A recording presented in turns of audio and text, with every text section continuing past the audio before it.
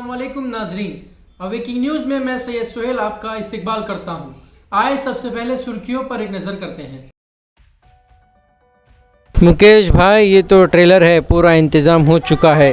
अंबानी की रिहाइश के बाहर से धमकी आमेज खत बरामद।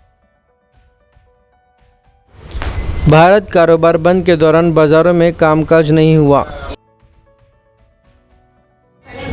आरएसएस सरबराह ने अखंड भारत की वकालत की और कहा कि हिंदुस्तान से अलग होने के बाद से पाकिस्तान बुरहान का शिकार है। बंगाल, आसाम, केरला, तमिलनाडु और पुडुचेरी असेंबली इंतखाबात की तारीखों का हुआ ऐलान, 2 मई को आएगा रिजल्ट। महाराष्ट्र में 8000 से ज़ायद कोरोना के नए मरीज, हिंदुस्तान फिर से दुनिया का चौथा सबसे मुतासिर मुल्क। मैं तेलंगाना की बेटी और बहू हूँ, शर्मिला का दावा।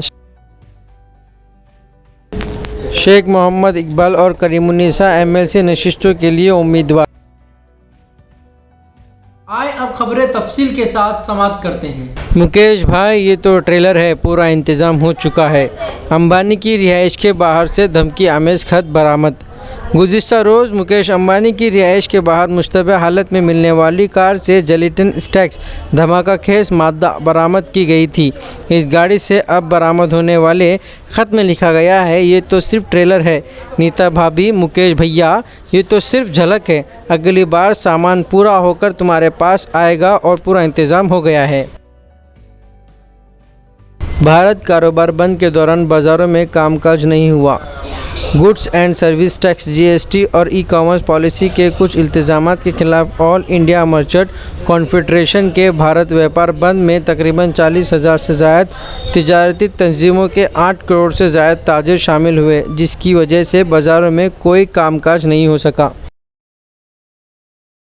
आरएसएस सरबराह ने अखंड भारत की वकालत की और कहा कि हिंदुस्तान से अलग होने के बाद से पाकिस्तान बुरहान का शिकार है। मुत्तहिदा हिंदुस्तान यानी अखंड भारत की ज़रूरत की वकालत करते हुए आरएसएस सरबराह मोहन भागवत ने जुमेरात के रोज़ कहा कि पाकिस्तान जैसे ममालिक हिंदुस्तान से अलहदगी के बाद से बहरान का शिकार हैं। यहाँ पर एक किताब की रस्मी इजरा तकरीब से खिताब करते हुए भागवत ने कहा कि अखंड भारत का इम्कान हिंदू धर्म के ज़रिए मगर ज़बरदस्ती से मुमकिन नहीं। बंगाल, आसाम, केरला, तमिलनाडु और पुडुचेरी असेंबली इंतखाबात की तारीखों का हुआ ऐलान, 2 मई को आएगा रिजल्ट। केरला की 140 नशिस्तों के लिए असेंबली इंतखाबात इलेक्शन कमीशन ऑफ इंडिया ने एक मरहले में करने का फ़ैसला लिया है। इलेक्शन कमिश्नर सुनील अरोड़ा ने ऐलान किया कि आसाम में असेंबली इंतखाबात 3 मरहलों में होंगे। पहले मरहले के पोलिंग 27 मार्च को, दूसरे मरहले की पोलिंग 1 अप्रैल को और तीसरे मरहले की पोलिंग 6 अप्रैल को होगी। वोट की गिनती 2 मई को की जाएगी।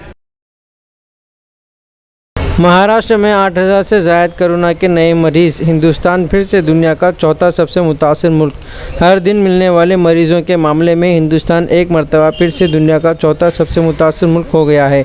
एक हफ्ते पहले तक इस मामले में हिंदुस्तान टॉप 10 की फहरिस्त से भी बाहर था, लेकिन मरीज़ों की रफ्तार बढ़ते ही ये चौथे नंबर पर पहुँच गया है।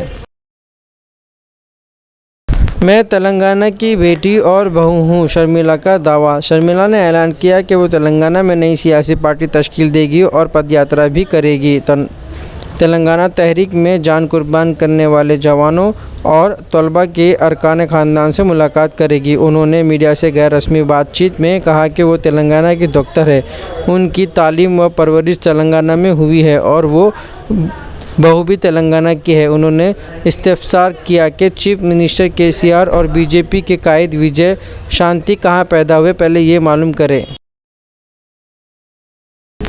शेख मोहम्मद इकबाल और करीमुन्निसा एमएलसी नशिस्तों के लिए उम्मीदवार। आंध्र प्रदेश में कानून साज कौंसिल के 6 नशिस्तों के इंतखाबात के लिए वाईएसआर कांग्रेस पार्टी ने उम्मीदवारों के नामों का ऐलान कर दिया है। पार्टी के general secretary S Ramakrishna Reddy ने मीडिया के नुमाइंदों से बातचीत करते हुए उम्मीदवारों की फहरिस्त जारी की। पार्टी ने ऐलान किया कि टीचर्स जुमरे के एमएलसी नशिस्त के लिए वाईएसआर कांग्रेस अपना उम्मीदवार खड़ा नहीं करेगी। 4 अरकान कौंसिल की मियाद 29 मार्च को ख़त्म हो रही है, जबकि पी सुभाष चंद्र बोस के इस्तीफा से एक नशिस्त खाली हुई। CH रामकृष्ण रेड्डी के देहांत से एक और नशिस्त पर ज़मीनी चुनाव मुकर्रर है। जिन अरकान की मियाद 29 मार्च को ख़त्म हो रही है उनमें संध्या रानी, तपेस्वामी, वीरा वेंकटचारी और शेख मोहम्मद इकबाल शामिल हैं। విషయంలో ఓటు ఫర్ నోట్లో మత్తయ్యగా ఆయన ఈయన మీద సాక్ష్యం ఇచ్చాడు. ఇప్పుడు ఉచ్చు బిగుస్తా ఉంది చంద్రబాబు నాయుడు గారికి ఓటు ఫర్ నోట్లో. మత్తయ్య గారి మీద ఉన్న కోపం, స్టీఫెన్సన్ ఆయన గారి మీద ఉన్న కోపం మనం చూస్తున్నాం. ఏ విధంగా ముస్లింల మీద అప్పుడు కోపం చూపించాడు, ఇప్పుడు మొత్తం క్రిస్టియానిటీ మీద చూపించడం.